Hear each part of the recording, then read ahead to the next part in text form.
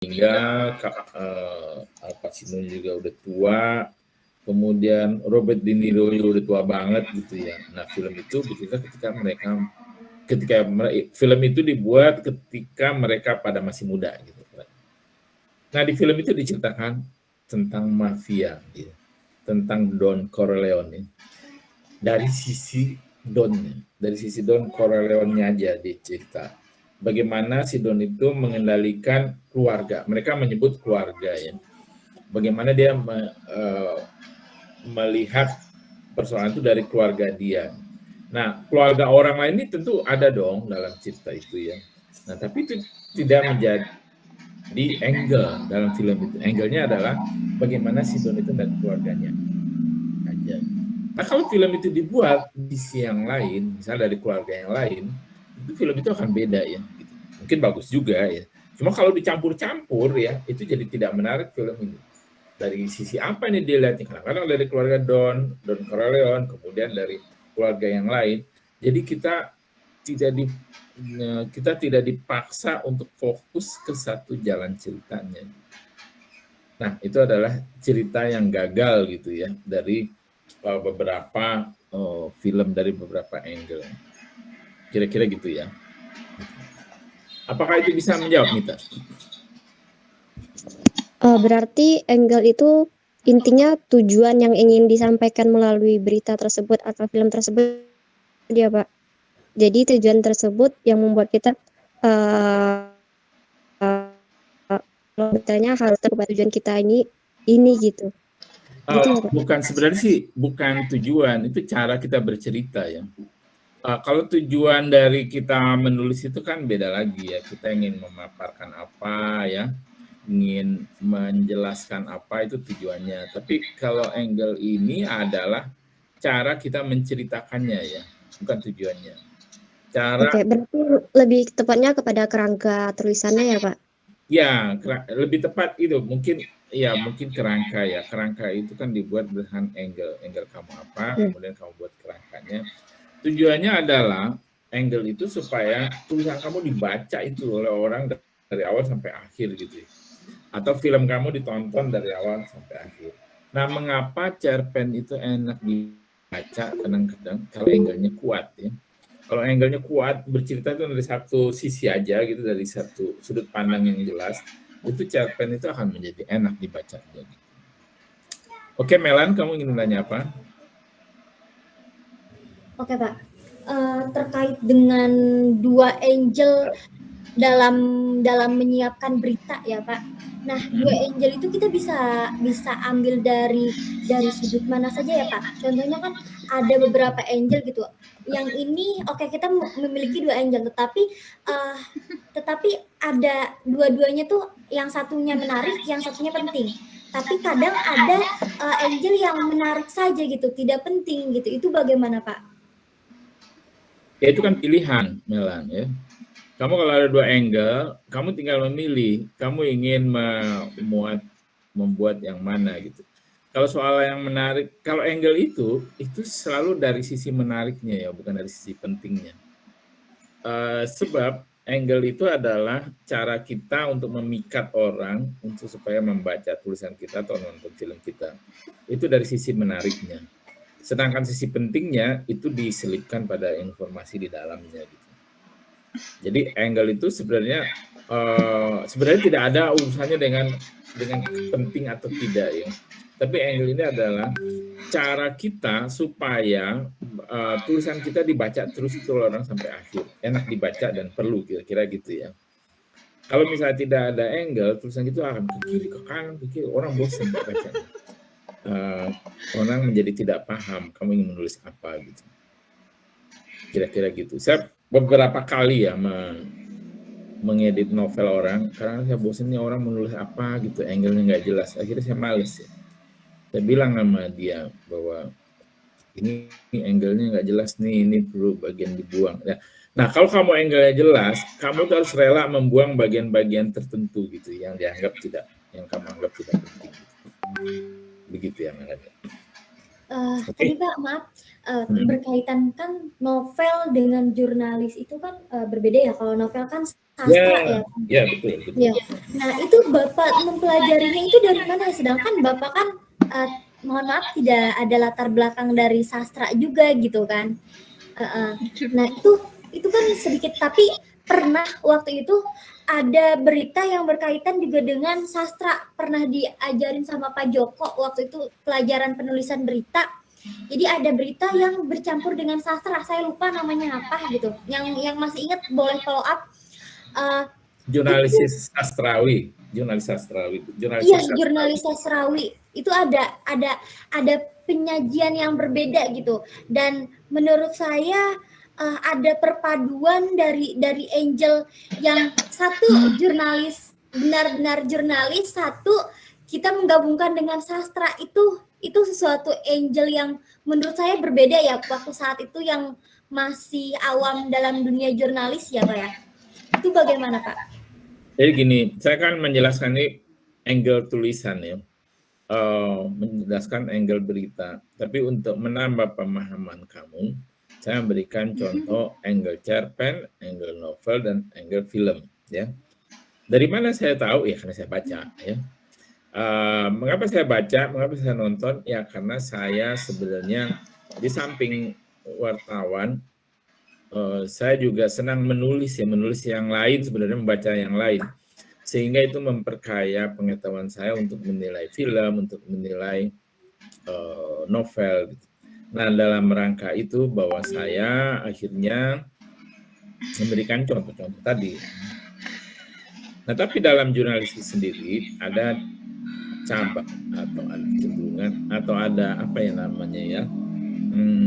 Ada yang disebut dengan jurnalistik sastrawi.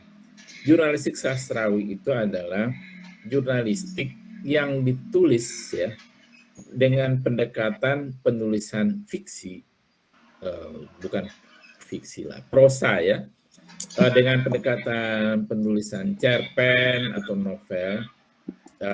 Novel dan cerpen itu cirinya adalah dia enak dibaca dan mengalir ya. Tulisannya itu mengalir, enak dibaca, itu cirinya. Nah, ada sekelompok orang yang mengembangkan jurnalistik sastrawi ini. Tujuannya agar jurnalistik itu dibaca seperti cerpen, dibaca seperti novel, atau dinikmati seperti film. Fokus pada ceritanya, ada dramanya, ada emosinya, begitu. Nah, itu adalah keahlian tersendiri ya bagi reporter, bagi penulis jurnalistik sastrawi. Bagaimana berkembangnya? Ya, saya ceritakan singkat aja. Itu di Indonesia dikembangkan oleh Tempo ya. Pada Tempo dulu adalah para seniman, para penulis cerpen, penulis sastra, penulis naskah drama, sehingga dia mempunyai pengetahuan yang hebat, mempunyai keterampilan yang hebat dalam menulis. Kemudian dia direkrut jadi wartawan. Nah, ketika dia jadi wartawan, dia tinggal mengumpulkan fakta pendapat, fakta peristiwa. Lalu karena mereka mempunyai keterampilan menulis seperti cerpen, fakta peristiwa, fakta pendapat tersebut ditulis seolah-olah seperti cerpen. Jadi semua faktual, tidak ada yang fiktif. Begitu asal mulanya kalau di Indonesia jurnalistik sastra. Nanti kamu akan mendapat pelajaran mata kuliah jurnalistik sastrawi yang akan diberikan oleh Pak Nestor ya, Nestor Iko Tambunan, kalau salah di semester 5 atau kira-kira gitu Melanie. Apakah kamu jawab nggak ya? Baik Pak, tapi kelas C sama kelas D itu reportase beritanya sama Pak Nestor. Oh iya betul. Iya. Ini kan saya berbagi nih dengan Pak Nestor dan saya dua kelas. Gitu. Nanti Pak Nestor juga ngajar jurnalistik sastrawi. Di semester 5 mungkin saya mengajar produksi media cetak. Baik Pak. Nanti kamu ketemu Pak Nestor, kelas yang satu lagi itu ketemu saya. Oh iya Pak, paham Pak. Oke. Terima kasih Pak. Ini Mita ingin bertanya lagi, silakan Mita. Terima kasih Pak. Saya tidak ingin bertanya, tapi sedikit memberikan pengetahuan saya tentang yang berkaitan sama pertanyaan Melan tadi. Jadi kalau menurut saya, kadang jika kita kadang menemuin sebuah berita yang kalimatnya berbau sastra, misalnya terdapat majas atau kalimatnya mengandung diksi yang berhubungan sama sastra gitu. Boleh jadi itu karena pengaruh penulisnya gitu, nulis itu latar belakangnya dulu seorang sastrawan atau memang menyukai bacaan-bacaan sastra. Jadi itu berpengaruh kepada tulisannya. Makanya kadang kita nemuin berita yang mengandung unsur-unsur sastra, sedangkan kalau untuk jurnalistik kan kita juga mempelajari bahasa jurnalistik, di mana bahasa itu juga ada karakteristiknya, seperti kalimat yang tepat, sederhana, dan juga mudah dipahami oleh khalayak banyak. Sedangkan sastra kan kalimatnya itu bebas, jadi banyak mengandung majas dan juga kalimat-kalimat yang indie ya kalau menurut anak remaja gitu. Itu sih Pak. Ya, terima kasih Mita atas masukannya. Ya ini ya begitulah, memang begitu kejadiannya. Banyak orang sastra yang masuk ke jurnalistik akhirnya dia menjadi menurut beritanya menjadi jurnalistik sastrawi, tapi itu terjadi hanya pada majalah atau pada penulisan features ya. Sedangkan di media lain, media misalnya berita keras, berita interpretatif itu tidak umum ya dipakai jurnalistik sastrawi, biasanya di majalah itu. Oke, kita lanjutkan ya. Ini slide yang kayaknya dikit lagi nih, ada 10 ya, 2 lagi ya. Jadi ini sekarang kita tadi kan tentang angle, sekarang pengadaan bahan berita ya, ini hal yang gampang ya. Jadi pengadaan bahan berita itu diisinya adalah itu sebenarnya kesepakatan bagaimana kita mendapatkan bahan berita itu, dari mana saja sumbernya gitu ya. Pengadaan bahan berita itu seperti kamu tahu ada dari wawancara, observasi, kemudian ada dari dokumentasi ya, dari buku dan lain-lain. Nah, di situ dalam lembaran penugasan itu kita harus tahu ini dari buku, ini dari wawancara, ini observasi. Itu jelas dalam lembaran penugasan itu ada ya. Kemudian ada reporter yang hanya melakukan wawancara saja dengan sumber yang telah disepakati. Jadi di situ disebutkan reporter ini tugasnya riset, mencari clippingan yang terkait dengan topik. Kemudian reporter yang lain tugasnya hanya melakukan wawancara saja dengan reporter yang dengan sumber yang telah disepakati di situ. Kemudian ada juga wartawan yang tugasnya observasi aja, melihat, mengamati gitu ya. Tapi dia tidak melakukan wawancara ya. Atau dia mengamati dengan wawancara sedikit-sedikit dengan penduduk ya. Misalnya soal banjir ya. Ingin ditulis dengan sangat panjang dengan mendalam. Ada reporter yang tugasnya ke lapangan, jalan-jalan, melihat ya, melihat di lapangan banjirnya bagaimana. Kemudian ada melihat ada gorong-gorong, ada pembangunan di yang lubang yang dibikin oleh gubernur gitu kan, untuk menyerap air ke tanah supaya lebih cepat. Kemudian ada wartawan yang tugasnya mewawancarai para ahli. Kemudian ada wartawan yang tugasnya mewawancarai Pemda dan lain-lain. Terus ada reporter juga yang ditugaskan hanya riset aja. Dia hanya di kantor riset, baca berita-berita yang pernah ada soal banjir yang terkait dengan angle dan topik yang ditulis.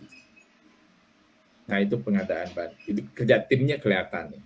Nah, sekarang kita masuk ke pertanyaan tadi ya, yang Melan pengalaman, bukan Melan, siapa tadi yang sudah Sri Rahayu ya, yang apa yang harus kita siapkan pertanyaan kalau kita tidak ada lembar penugasan ya, lalu kita diminta gitu, apa yang harus kita lakukan buat perencanaan. Nah, sebenarnya yang kita siapkan itu bukan buat perencanaan, tapi khusus ya tentang pertanyaan ini aja, tentang tentang sumber yang akan kita hadapi, masalah yang akan kita liput. Nah, kalau kita kaitkan dulu dengan lembaran penugasan. Dalam lembaran penugasan itu ada nama sumber, jabatan, alamat, dan nomor telepon, serta biodata ringkas dari sumber tersebut ya. Jadi kita kalau wawancara itu, kita harus mengenali narasumber dengan baik. Kita tidak bisa ya, atau bukan tidak bisa, buruk sekali kalau kita wawancara orang, kita nggak kenal kebiasaan orang tersebut. Kita tidak kenal jabatannya apalagi ya, kita tidak tahu siapa dia, jangan-jangan saudara kita sendiri kan, karena kita nggak tahu ya. Jadi kita harus mencari tahu tentang sumber tersebut dari segala macam ya. Dari teman kita, dari internet, dari media sosial ya, kita cari-cari tentang itu. Apa yang bisa kita dapatkan informasinya. Termasuk hobinya, kalau kita dapat ya, hobinya apa ya. Terus kalau dia punya tempat makan favorit, bagus juga kalau kita tahu ya. Kita menjadi lebih dalam ya mengenal sumber tersebut ya. Terus kebiasaan-kebiasaan yang lain, misalnya di kantor jam berapa, di main golf jam berapa, pulang jam berapa, itu memudahkan kita untuk mencari dia ada di mana ketika kita butuhkan ya. Terus kita juga harus tahu ya hal-hal yang mereka sukai dan hal mereka tidak sukai. Ini saya, kalaupun ini tidak ada dalam penugasan, nah tadi seperti pengalaman Sri Rahayu, kita harus mencari sendiri ini informasi ini. Jadi sebelum kita mewawancara orang,